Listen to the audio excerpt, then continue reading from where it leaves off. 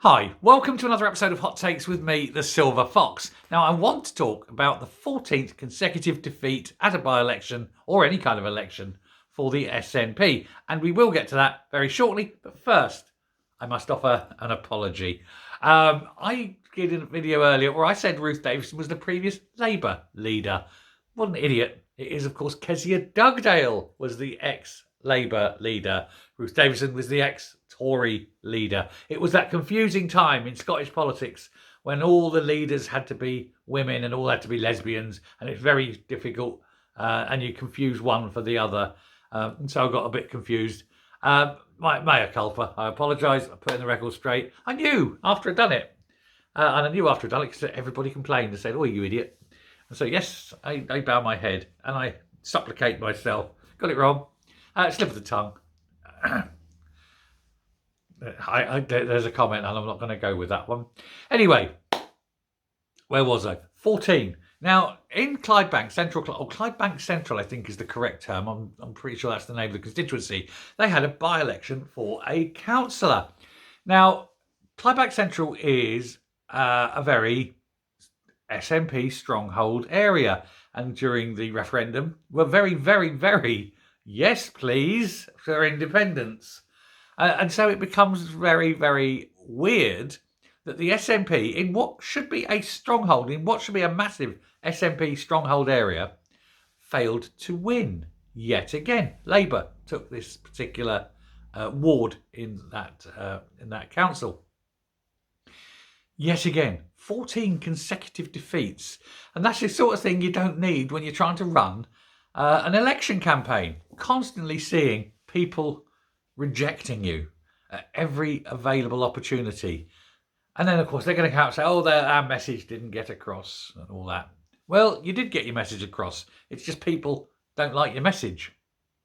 And it's just a prelude, shall we say, of what is to come. Because at the moment, it's 14 consecutive defeats. I don't know if there's any more elections before the general election.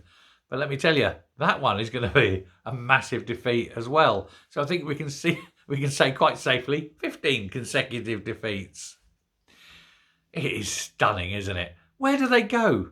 What can they do? There is literally nothing. They could come out tomorrow.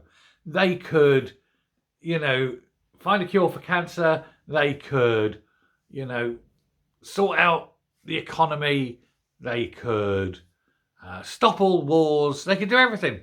And it still wouldn't be enough because people know what they are. They know they are crooked. They know they are self-serving panhandlers.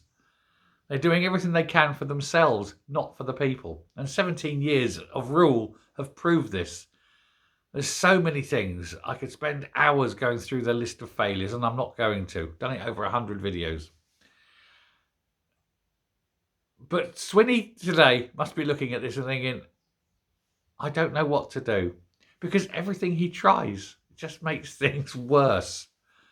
Even when the opposition implodes, you'd think he'd mop up some of that. And he's not even getting that. Everyone else is getting it. He's getting nothing. He's not even getting the scraps of the table, is he? Can't wait. Less than 3 weeks to go, folks. We'll be sitting here in 3 weeks today. And there'll be a lot of people unemployed. There'll be not a lot of new party members. The SNP may well be wiped from Westminster. That's the desired and best result. It's down to you. Check where you are and check who the best alternative to vote them out or keep them out is. Vote that way. Remember, this time it must be tactical voting. But it's just stunning. 3 weeks before the election, and they can't even win a ward seat in a council election in an area where they are strong. Goodbye, SNP.